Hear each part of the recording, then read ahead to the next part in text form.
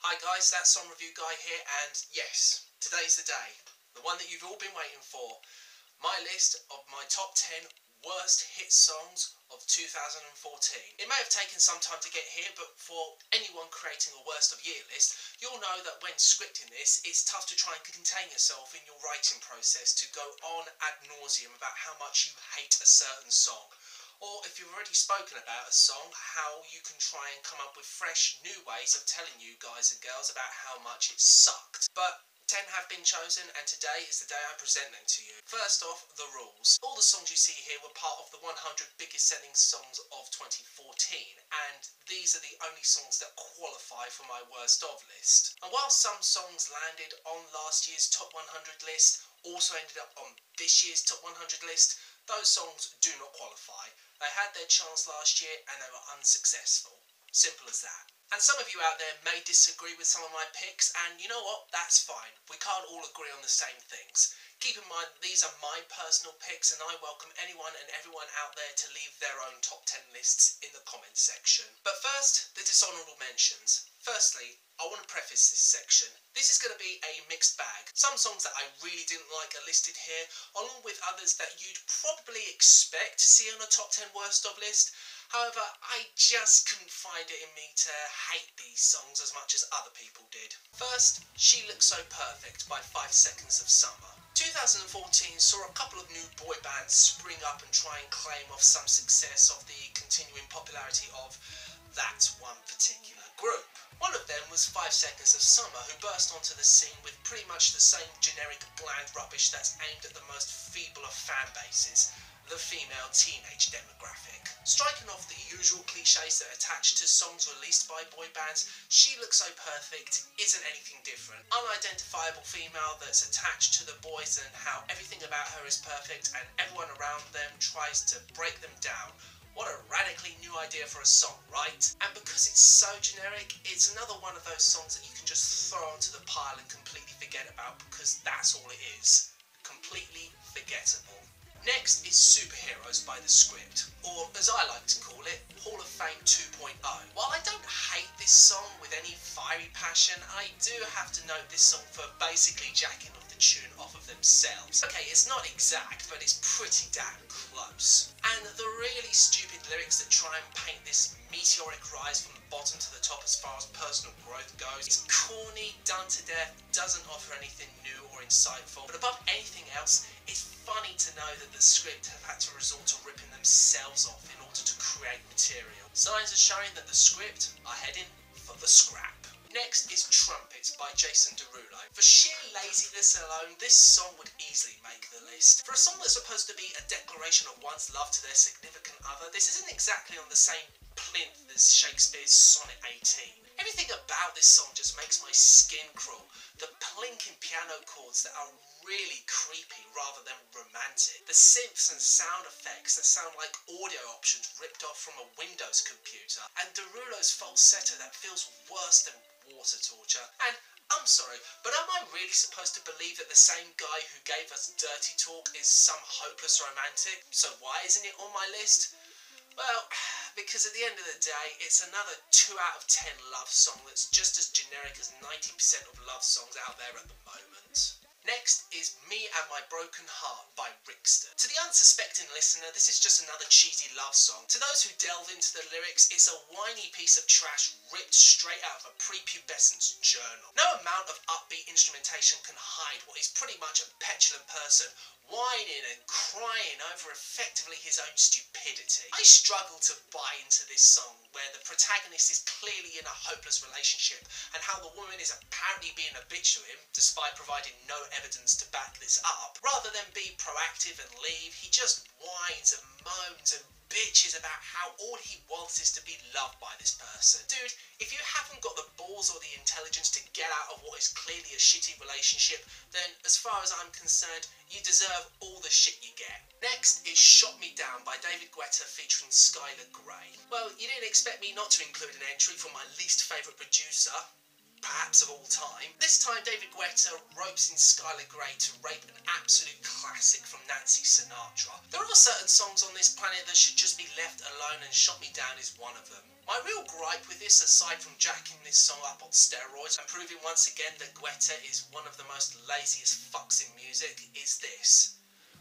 Why? What was the point of giving this world another rendition of this song? Skylar Grey doesn't do anything unique with her vocal. Guetta's production is below average and lazy as usual. And we already had an EDM version of this song 10 years ago.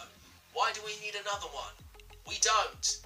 Guetta, go away. Next is Rude by Magic. Now here's a track that got everyone's backs up this year. To be honest, I can see where the critics are coming from. Some of the lyric choices are questionable and does show the protagonist to be a bit of a stubborn, obnoxious jackass. But what's really frustrating is that if the lyrics were cleaned up a bit, change a few of them here and there, I could easily see this song being one of the best of the year. And although some choose to criticise the choice of the reggae-infused instrumentation, as far as I'm concerned, at least this song offered up something different and had some sort of identity to it. I'll take this over half of the crap that came out last year. For me, Rude is a frustrating missed opportunity and isn't something that's worth detesting. Finally, Loyal by Chris Brown featuring Lil Wayne and French Montana and Too Short or Tiger, depending on which version you got. Yes, this song is pretty much a mandatory pick on everybody's worst of list, but here it finds itself in my dishonourable mentions category. But to be honest,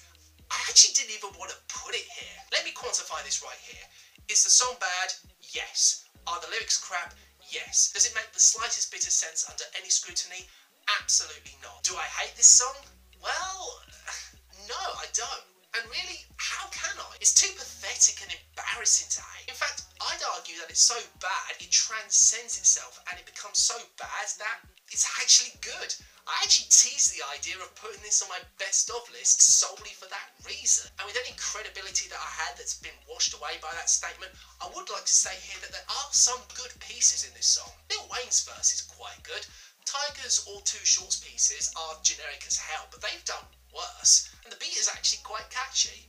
For me at least. Chris Brown, yeah, his parts are embarrassing as hell, but not to the point where I actively hate them. It's a song I should hate, but the benefit of lowered expectations played a factor here, I guess. Well, those are my dishonourable mentions, and now on to the main event.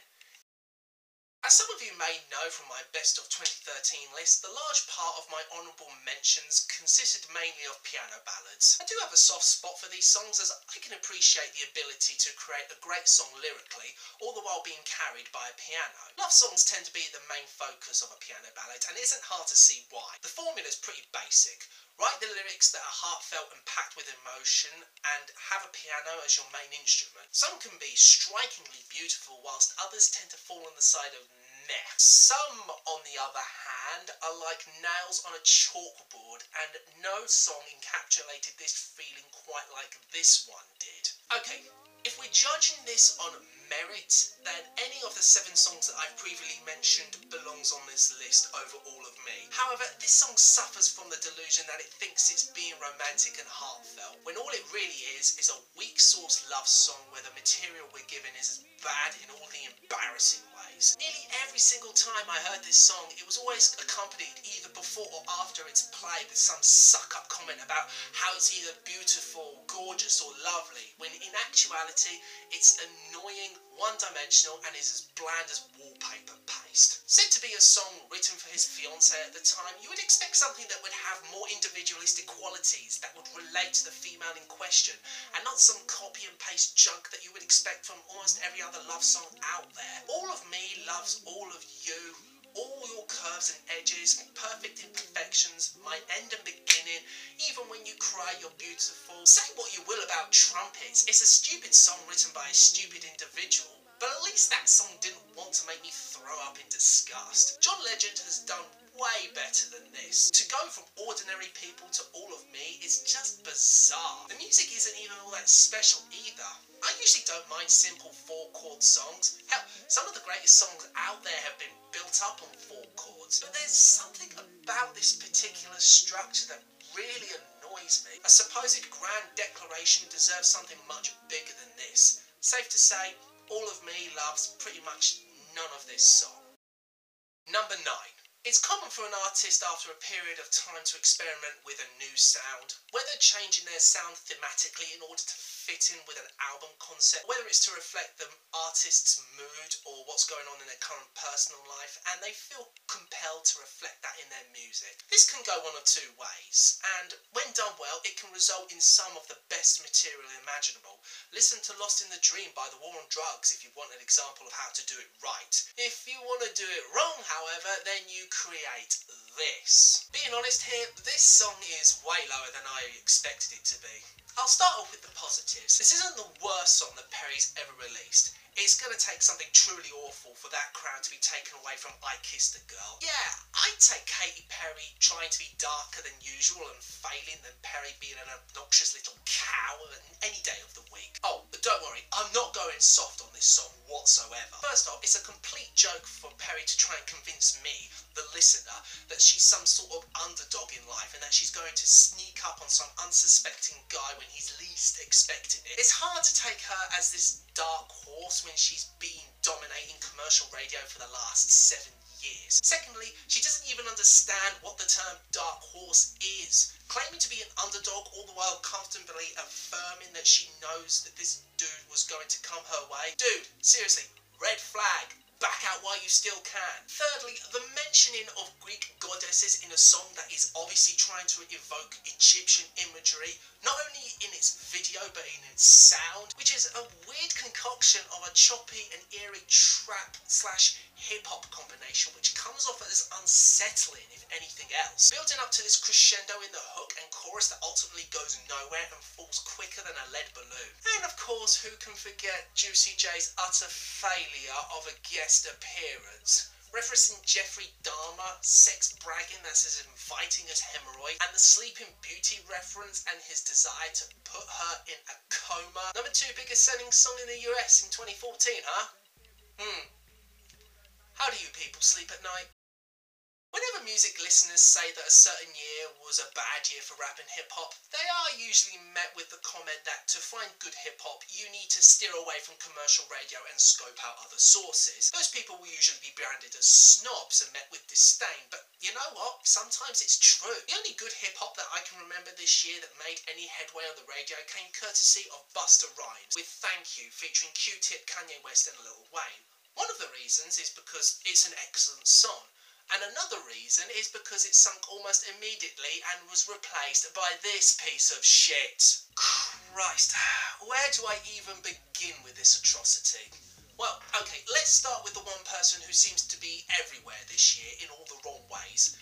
DJ Mustard, bringing us this song's beat. By now you all probably have heard the entire slew of internet critics' comments about this guy ripping off himself on every single beat that he's delivered, and here it's the same story. Random bassline coupled with the background chants and chintzy electro sounds that are no different from the default selection that you can get on any Casio keyboard. will.i.am's usual brag rap, not rhyming words straight from the off, and even when he does manage to rhyme, it's followed up in the most gratuitous fashion imaginable, along with dropping brand names, all the while bragging about cars, being rich, rocking coats and jewellery and banging hoes. Keeping it classy as usual, Will. Miley Cyrus at the first seems to have been limited to the chorus, which basically involves drinking and clubbing and repeating the word shit 26 times. When she gets to her verse, it basically reinforces her lack of talent. Rapping, if you can even call it that, about drugs, twerking and clubbing. You know, I'm starting to think this girl isn't a good songwriter. You know, call it a hunch. And then we have both French Montana and Wiz Khalifa, who seem to have crawled out of whatever hole he was living under and drop a verse which, look, I would love to delve into their genius wordplay, but it just takes everything I've already mentioned with regards to will.i.am and Cyrus's lyrics, and that's what you pretty much get from these talentless twats. Commercial hip-hop has been going down the toilet for a while now, and just when you think that you've hit rock bottom, there's always something else that comes along and makes you realise that in order to listen to good hip-hop, you really do need to source it yourself. Fuck you, will.i.am. Let's hope that I don't have to deal with you again. 7. When I talked about this song very briefly in my official charts company's top 10 review back in February, I came across a song that I knew instantly, if it gained enough momentum, it would easily make my worst of list. Hell, I I almost wrote down in my script that this was one of the early frontrunners for Worst Song of the Year, and this was all the way back in February, for crying out loud. I have no doubt that this choice is going to piss off a few people, but I'm just going to say it right now. This song is a steaming pile of shit, and your precious little Beyonce is overrated as fuck. Defend this song to the hill all you want about this being an expression of love from one person to another and how it freely expresses a person's sexuality. All I can say is that it's executed sloppily, isn't sexy as it thinks it is, and is more drunken curb crawling covered in its own vomit than it is seductive. I've said it before and I'll say it again. The lyrics from Beyonce are garbage. None of them are cohesive or make a lick of sense. I don't know what image she's trying to invoke with these lyrics. Maybe it's the idea of her being so drunk that she's stringing a load of nonsensical crap together, and that's supposed to be the excuse. Slurring the lines together over a nauseating trap beat with an annoying as shit Indian-inspired opening and mind-numbing drum beats makes for an incredibly unsexy vibe. What really makes me laugh is that if this was anyone else, they would get ridiculed to shit. Why should Beyonce get away with this? And don't even bother bombarding me with some speech about how Beyonce is driving feminism forward with this song. Seriously, the term feminism has been watered down so much in 2014 that the meaning might as well not even exist anymore. One saving grace I thought could be delivered was in the form of Jay-Z, but that was abruptly shattered in his verse, being comparatively worse than Beyonce's, sounding like a stuttering moron all the while comparing himself to both Mike Tyson and Ike Turner, and about how he's going to beat the box up and make his Annie Mae eat that cake. Nice going, Jay. You find yourself on the decline here, mate. There's only one way to go from here.